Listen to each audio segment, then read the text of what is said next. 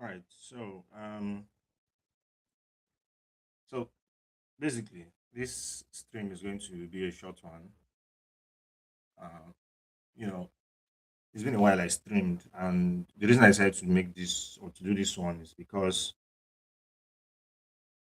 I made a very interesting video yesterday, late yesterday, and I really didn't feel happy that I couldn't convey more of the information I needed to convey in that video.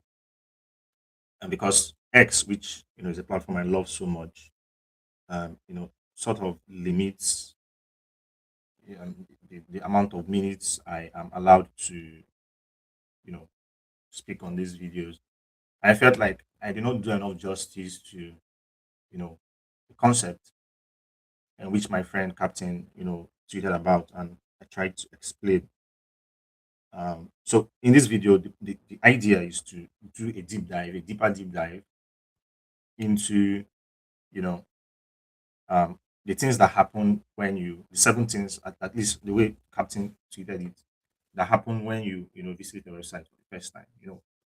It's crazy, right? But it's really, you know, easy to understand once you kind of sort of get a hold of or a hang of, you know, how to remember them using the mnemonics, which I had to create or I created, for my own, you know, for my own benefits, right? And I decided, that, okay, fine, this is something I can share with you guys, right?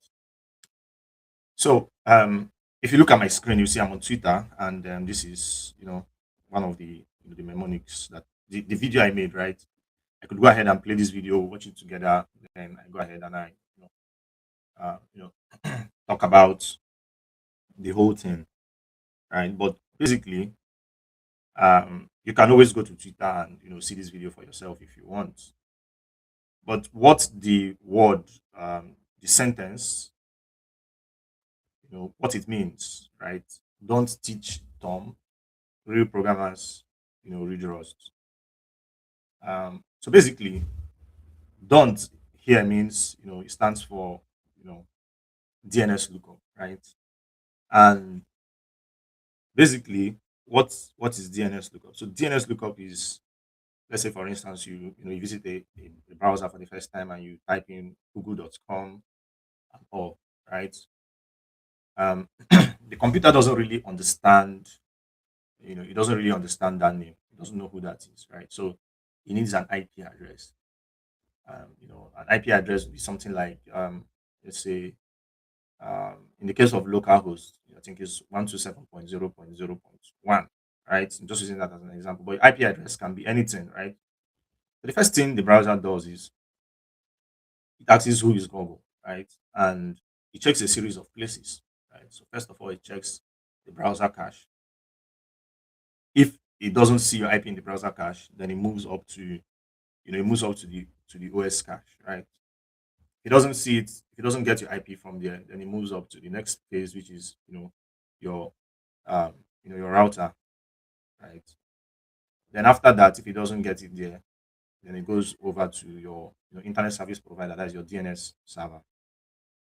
Then after all this step, if nobody has your IP, it goes all the way to the DNS hierarchy, right? To basically get the IP. Right. So basically we think of this like, where you ask a friend for directions, and maybe he doesn't know the direction. You ask someone that is from the local community for directions, and they don't know the direction, and you decide to pull up Google Map to use it, right? So that's basically the first step, right? If you look at don't in the mnemonics, then teach itself now stands for TCP connection. Now there is something very important that I wanted to share, but I could not share it in that video, which is obviously playing on my screen, although you can't hear it. It's the fact that teach stands for TCP, connection, while Tom stands for TLS handshake. So these two are quite confusing because you know it's TT, right? But the way I used to differentiate and not mix the both of them is the fact that I used the normal alphabetical order. So TC, right? C comes before L, TLS. So since I know that C comes before L in alphabetical order, I always go for TCP connection. So basically, TCP connection is after we've gotten your IP address, um, before we send anything between your computer and the Google server, we need to establish a reliable connection, right? I kind of mentioned it in the short video I made. If you've heard about the three-way handshake, right, where the computer sends an SYN, the Google server sends back an SYN ACK, and your computer sends back an ACK to basically confirm that yes, you know we are connected. So it's basically like you picking up a phone and saying, "Hey, what's up? I want us to talk." And the person is like, "Okay, I hear you," and two of you kind of sort of confirm and get connected, right? So it's basically a three-way handshake that establishes a connection between your computer and the Google servers, right? So next, which is Storm, is it stands for TLS, the TLS handshake, right? So this is the part where we try to make things private at this point. So right now, basically, if your URL starts with, let's say, HTTPS, um, we all know what HTTPS means, right? So basically means it's secure, right? So before any real data flows between the browser and the server, something has to happen, and in this case, it has to you know encryption has to happen, right? So we have to encrypt. This is basically where the transport layer security comes into place. That handshake has to happen. Basically you agree on the encryption method. The server proves the identity is like you trying to get into an office, and you use your key card or something like an ID badge to kind of say, "Hey, I'm Google, right? Let me in," something like that. And after that, they kind of sort of exchange encryption keys and all, and that process moves forward. So after all this is done between you and Google, the whole stuff is encrypted and all, right? We now move to the next step, right? So if you look at the mnemonics, the next one is like real, right? So don't teach them. So we've looked at DNS lookup, we've looked at TCP connection, we've looked at TLS handshake. So the next one is real, which stands for request. Right? This is how I used to remember them. So basically, request in this case is we all know what requests are, right? These are like you know these are this common knowledge, but then I would still go ahead to sort of explain it. So basically, at the point of a HTTP request, at this point we now have like an open something like an open pipe, right? And it's already encrypted. So this is the point where the whole HTTP GET request, everything. This is where everything happens, right? So basically, you bundle everything you need, and which includes like header, the browser type, the language that you accept, cookies, from google.com, all that. So it's basically like a formal letter where you're saying, "Dear Google, please, send me this homepage. This is who I am." Right? That's what happens in the request phase, which happens to be the fourth phase.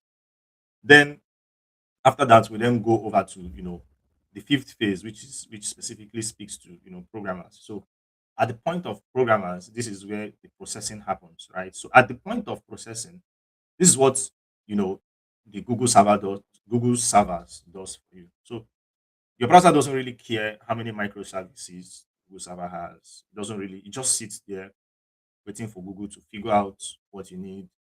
It could be a simple static page, right? Which would instantly get those things for you. It could be a complex app, like I said, that involves querying something from a database, has some layer of caching, there are microservices and all that. So at the stage where the server is currently processing, which the programmer stands for, it just waits for the server to go ahead and do all the processing that it needs to do and send you back those stuff. So at the point, the next one, which stands for read, so read is basically where you get back a response. So that's HTTP response from the server, right? So at this point, the server then goes ahead to like do a HTTP response. The status code where you get 200. 200 means here's your page. 400 means not found. 300 means redirects has to go to somewhere else. you know. Then with that, it sends back, the actual contents of, the page, like the HTML of the page, along with headers. That's going to tell browsers how to cache it, what type of content and everything, right? That's what happens in the sixth stage. And finally, we then go over to the seventh one, which, Rust, which, I mean, last but not the least in our mnemonics. So basically, the Rust here then stands for, rendering. So at the point of rendering is where basically the browser, passes the HTML into the DOM, right? And at that point, it goes ahead to, find references to, CSS files, JavaScript files, images, basically, does all that. If there are any other additional requests that it needs to, that needs to happen, it goes on, to do them, right? Now, after that, it applies the CSS, figures out how everything should look, the layouts, the colors, the fonts. Then at the end of the day, it runs, the JavaScript and paints the final results to your screen for you. That's basically what happens when you visit any website, not just Google. Right? This is what happens when you visit any website, not just Google. Now, like I said initially, the stuff you see me highlighting here on Twitter is basically, how you can easily, recall, this concept. In case you find yourself like in an interview and, you're being asked, like, you visit a website like google.com or stripe.com or something for the first time, what are the seven things that happen and all, you can always, use this mnemonics to remember it. Basically saying, don't teach them, real programmers read Rust, where don't stands for, DNS lookup, and teach stands for TCP connection, Tom stands for TLS handshake, real stands for HTTP request, programmer stands for processing or server processing, read stands for HTTP response, and Rust stands for, rendering, basically browser rendering. So now there are some things that are, there are, there are a couple of things that are worth noting, right? Um, it's not a case where, like, there are some cases where, you can have fewer than, seven steps, right? It depends at the end of it depends on how you count. Some people do split, the DOM into sub steps, right? Where you have, the DOM passing. I think there's a CSSOM and, layouting and painting and all that, right? Some people would combine request and response into, one step. Some will even go ahead to add like a redirect step, in the whole process, right? Um, but at the end of the day, seven is kind of like, the clean way of teaching this very concept in real life. And, you know, it's kind of like a cleaner way of teaching it. In most cases, right? You could have more than, you can have as less as five steps, and, as much as, 12 steps, depending on how granular whoever is teaching this concept wants to go with it.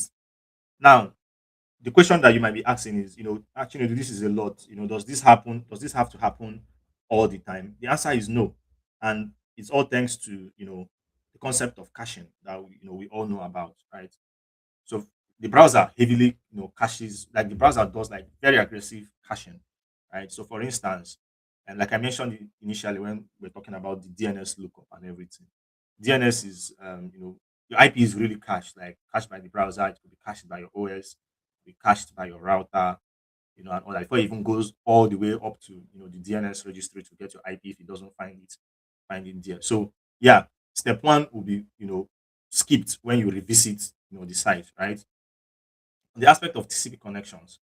If you know anything about TCP connections, TCP connections can be kept alive, right? They could be kept alive. So step two is also, skipped. Then the TLS handshake, these sessions can be resumed. It's not like you're going to like start them from scratch all the time. So the step for step three, which is, TLS, handshake is, is shortened, right?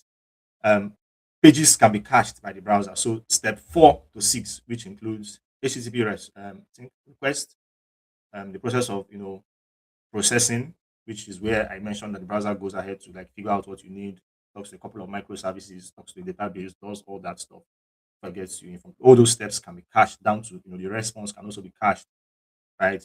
So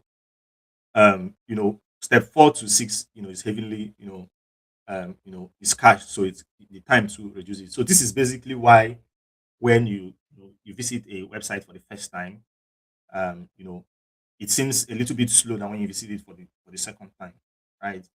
It's basically because you have to go through all these processes and before you get your actual data back. Anyways, I initially made this video late last night because it was a very interesting question from Captain, and I felt obligated to really come and share how my trick of remembering this concept with you guys. So please let me know what you think. If you'll be using my own trick or you'll be tweaking it to be more of something that works for you. I just felt I wasn't really satisfied with the video, though it was really straight to the point. I had to cut, a lot of explanations and just go straight to the point. So I said I was going to, come back with a follow-up video where I really dive deep and try to explain, the concepts, as deep as possible for anyone who is, willing to, really have an in-depth knowledge of this concept. Anyways, let me know what you think, and I'll be keeping this one short. It's about 16 minutes, and I'll see you guys in the next one. Bye. Peace.